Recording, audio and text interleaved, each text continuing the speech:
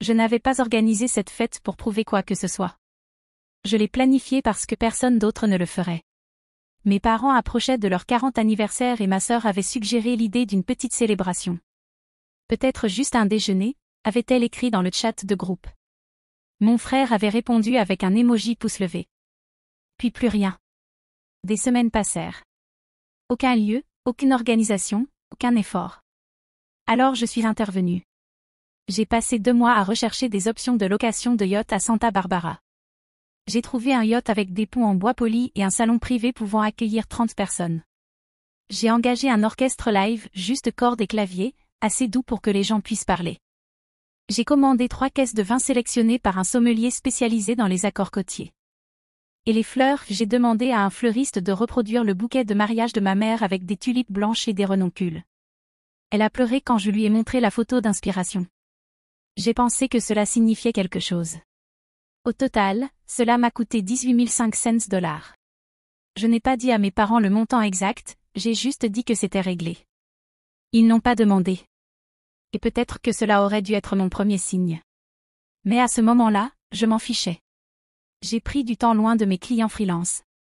J'ai coordonné les horaires, tenu des appels Zoom avec les prestataires, établi un plan de table qui empêchait subtilement mon père de coincer mon cousin avec des conseils d'investissement non sollicités. Chaque détail était réfléchi, précis, non pas parce que je voulais être reconnu, mais parce que je croyais que ce serait enfin un moment où nous serions côte à côte, sans rôle. Pas moi comme aide, organisatrice, celle qui répare tout en silence. Juste moi, leur fille, présente. La facture finale est arrivée 1 semaine avant l'événement. Je l'ai payée sans fléchir. Et presque immédiatement après, ma tante m'a envoyé un message. Le ton était détendu, presque désinvolte, au fait, nous gardons la liste des invités restreinte. Tu n'es pas incluse. J'ai fixé l'écran, pensant qu'il s'agissait d'une erreur. Une sorte de malentendu sur le planning. Puis ma mère a envoyé un second message, ce n'est pas personnel. J'espère que tu comprends. Je n'ai pas répondu. Je n'ai pas appelé. Je suis restée assise, tenant mon téléphone, essayant de me souvenir de la dernière fois où il m'avait regardé comme un membre de la famille plutôt que comme du personnel. Je fixais le message comme s'il pouvait se réécrire tout seul si j'attendais assez longtemps. Nous gardons la liste des invités restreintes. Tu n'es pas incluse. Pas d'excuses, pas d'explications. Juste ça. Au début, j'ai pensé qu'elle s'était peut-être trompée de destinataire. J'attendais un suivi, une sorte de correction. Oups, mauvais fil, ou même un emoji qui rigole. Mais rien n'est arrivé.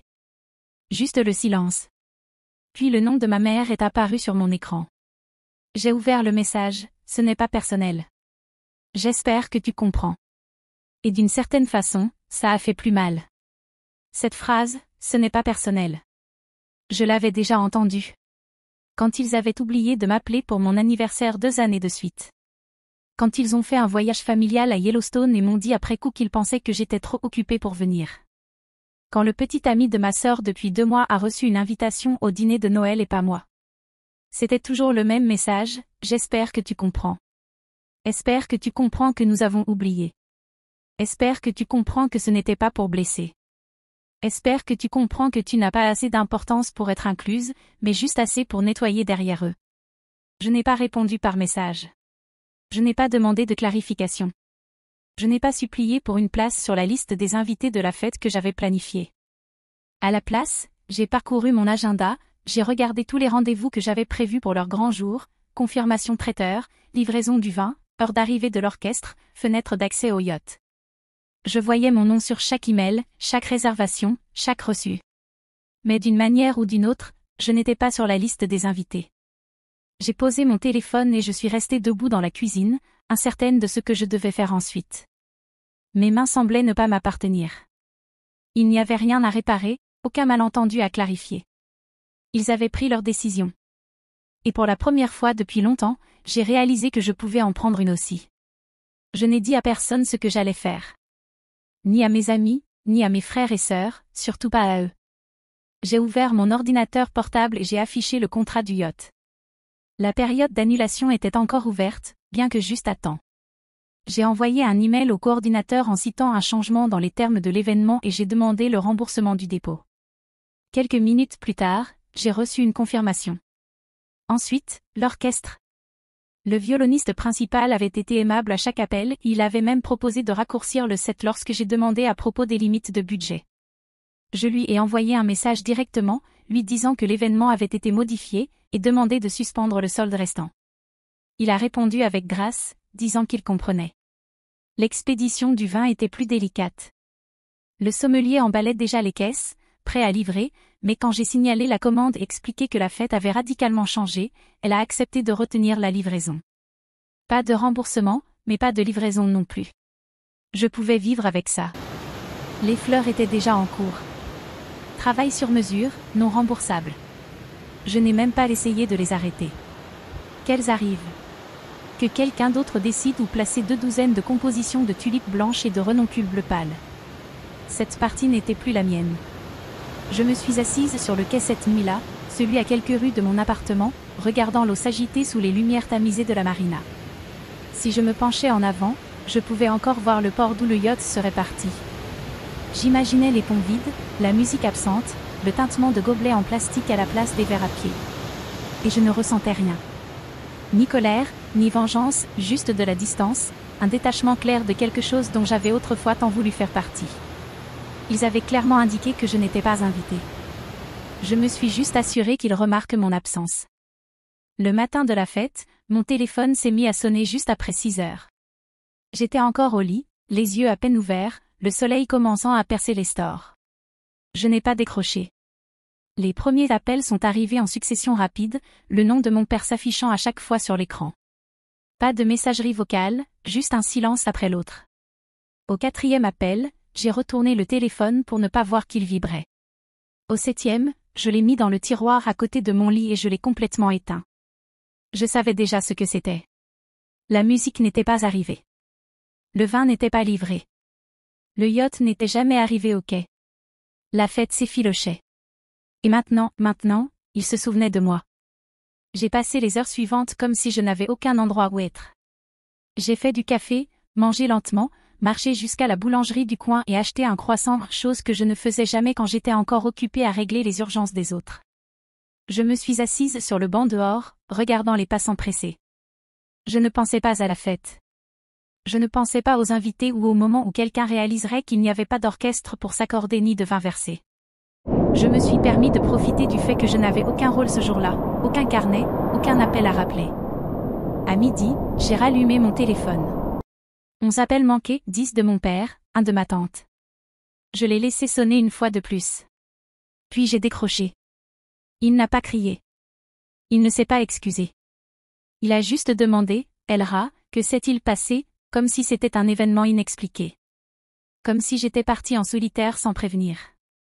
Comme si l'exclusion, le rejet, le message « tu n'es pas incluse » n'était jamais arrivé. J'ai fait une pause d'1 seconde. Puis j'ai répondu de la seule manière possible « ce n'est pas personnel ». Et j'ai raccroché. Je suis restée debout dans la cuisine, le téléphone toujours en main, attendant la poussée d'adrénaline qui suit habituellement une confrontation. Mais elle n'est pas venue.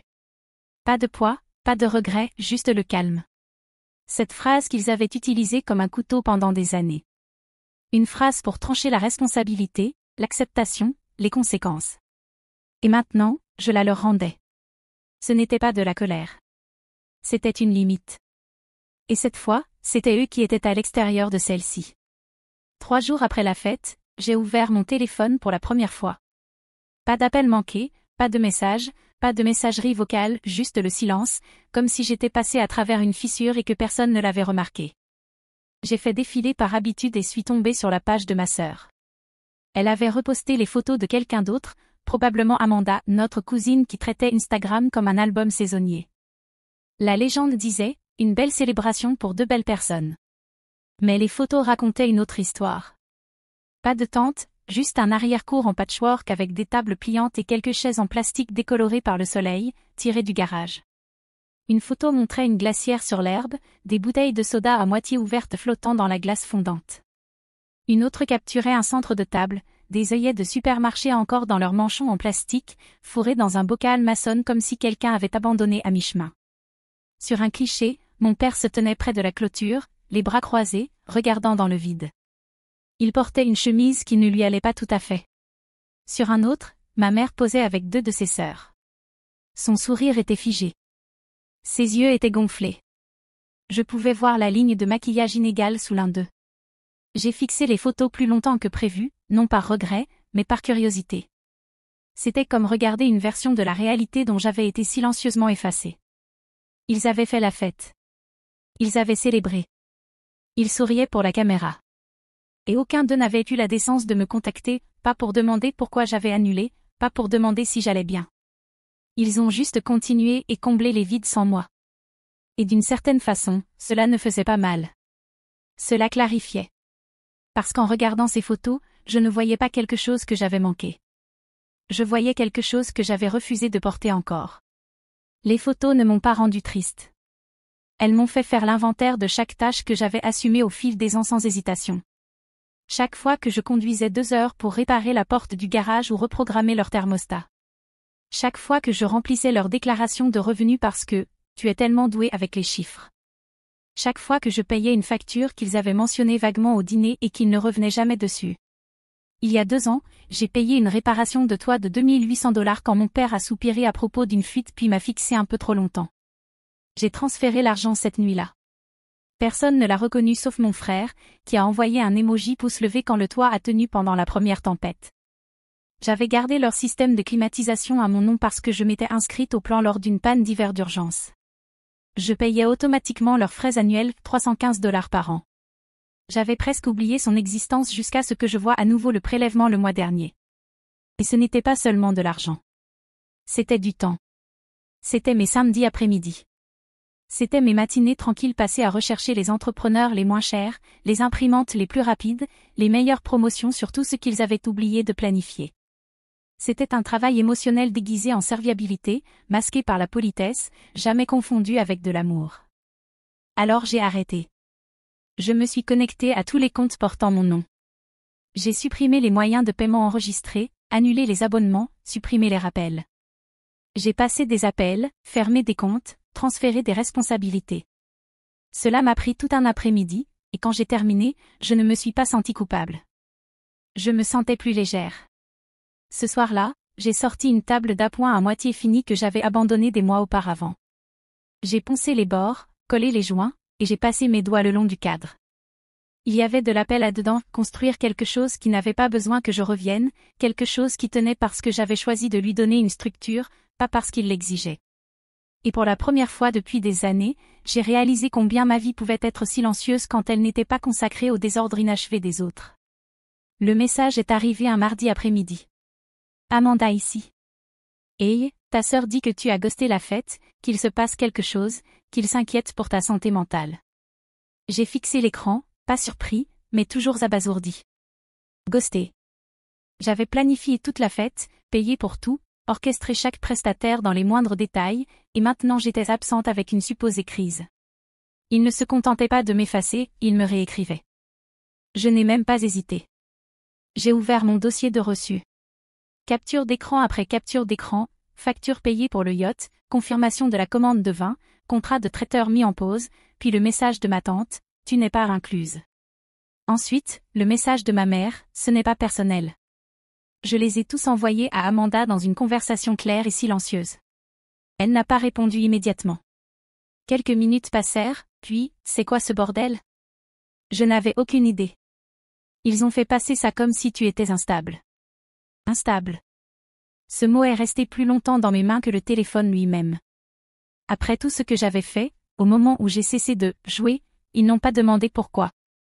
Ils ont simplement rempli le silence avec quelque chose qui les faisait se sentir mieux. J'ai répondu simplement, je n'ai pas ghosté la fête. Je n'y étais pas invitée. Elle n'a pas argumenté. Je n'essayais pas de provoquer quoi que ce soit. Je ne cherchais ni parti ni sympathie. J'avais juste besoin qu'une personne voie clairement la situation. J'avais besoin que la vérité existe quelque part en dehors de moi. Amanda a dit qu'elle me croyait, et que maintenant cela expliquait pourquoi le vin n'était pas arrivé, pourquoi la tante n'était jamais venue. Ils n'ont rien dit de tout ça, a-t-elle écrit. Bien sûr qu'ils ne l'ont pas fait. J'ai posé le téléphone et j'ai ressenti immédiatement la différence. Pas de soulagement, pas de validation, juste de la clarté. Une clarté qui ne demande pas à être comprise. Elle existe simplement. Le premier message est arrivé 2 jours après celui d'Amanda, mon frère. Hey, je ne sais pas si tu as entendu, mais Internet est en panne depuis ce matin. Papa panique. Tu t'y connais en routeur?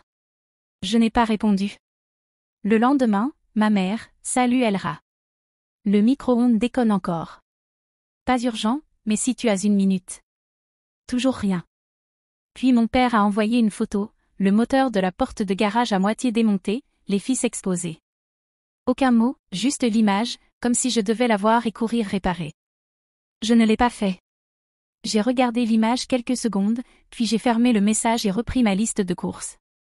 Ça continuait tous les 2 ou 3 jours. Un nouveau message, un nouveau problème. Les gouttières étaient bouchées. L'imprimante ne se connectait pas. Ils ne se souvenaient plus comment accéder à leurs fichiers fiscaux. Aucun d'eux n'a dit « désolé ». Aucun n'a reconnu la fête. Les messages n'étaient pas pour réparer quoi que ce soit. Ils concernaient l'entretien. Ils ne me regrettaient pas. Ils regrettaient le travail non rémunéré. Et je ne l'offrais plus. J'ai passé mon temps de façon plus petite, plus silencieuse. J'ai construit une étagère étroite pour le couloir. Je suis allée à un marché aux puces le week-end juste parce que je pouvais. J'ai commencé à me coucher plus tôt, sans l'angoisse que quelqu'un m'appelle avec une crise déguisée en conversation anodine. Il traitait autrefois mon silence comme une phase, quelque chose de temporaire, à attendre. Mais ce n'était pas du silence. C'était une limite, un bord ferme, inconnu, qu'ils ne pouvaient pas franchir.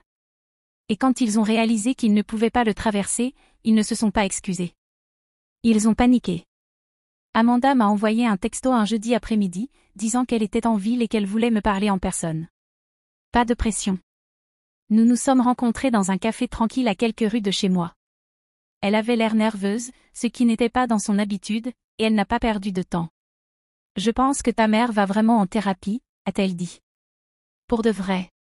Comme des séances hebdomadaires. Elle a dit à ma mère que ça avait commencé après la fête. Après que tu sois devenue silencieuse. Je n'ai rien dit. J'ai juste attendu. Elle a craqué quand elle a essayé de planifier Thanksgiving, a ajouté Amanda. Personne ne s'est porté volontaire pour aider. Mon père lui a dit, on ne refait pas ça. C'est là qu'elle a tout avoué, pas seulement pour la fête, mais sur la façon dont elle t'a traité pendant des années. Amanda a marqué une pause, puis a plongé dans son sac et en a sorti une feuille de papier pliée. Elle l'a glissée sur la table. C'est de ton père, a-t-elle dit. Il m'a demandé de te le donner. Je l'ai déplié lentement. Une phrase, écrite en majuscules tremblantes que j'ai reconnue immédiatement, j'essaie d'apprendre à être papa. Aucune salutation, aucune signature. Juste ça. Et pourtant, d'une certaine manière, cela a eu plus d'impact que tous leurs sourires forcés et excuses polies au fil des ans. Il n'y avait aucune feinte dans cette phrase. Juste une tentative maladroite et brute d'honnêteté.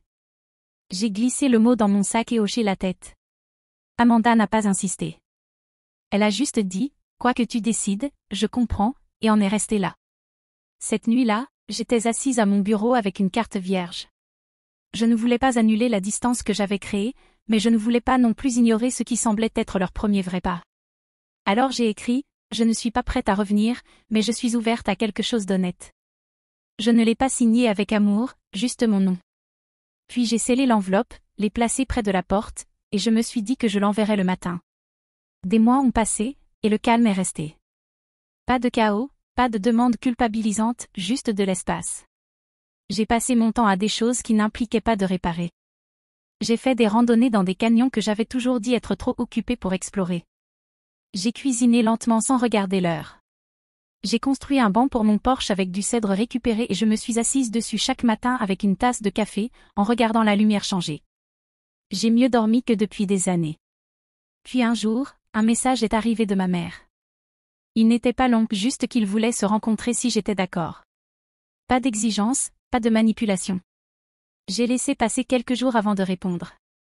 Nous nous sommes rencontrés dans un petit café à mi-chemin entre nos domiciles. Terrain neutre. Ils étaient déjà assis quand je suis arrivée. Mon père s'est levé quand je suis entrée, une vieille habitude qu'il n'avait pas abandonnée malgré tout. Ma mère avait l'air fatiguée mais plus présente que dans mon souvenir. Ils n'ont pas commencé par des excuses. Ils n'ont pas énuméré leurs regrets comme dans un script. Ils m'ont simplement regardé, puis ma mère a dit, « Nous sommes désolés, Elra, pour la façon dont nous t'avons traité. » pour t'avoir fait sentir comme de l'aide plutôt que comme un membre de la famille. Mon père a hoché la tête. Nous aurions dû mieux savoir. Les mots n'étaient pas polis, mais ils étaient sincères. Et pour une fois, il n'essayait pas de passer rapidement outre l'inconfort. J'ai laissé le silence s'installer avant de répondre. Merci, ai-je dit. Je vous ai entendu. Mais je ne reviens pas. Pas encore. Ma mère cligna des yeux mais n'argumenta pas. Mon père baissa les yeux vers ses mains. Je me suis levée, et aucun des deux n'a tendu la main vers moi. Je suis partie sans colère, sans besoin de me justifier. Certaines portes ne claquent pas. Elles se ferment simplement, doucement, proprement, et on réalise que la serrure a toujours été de votre côté.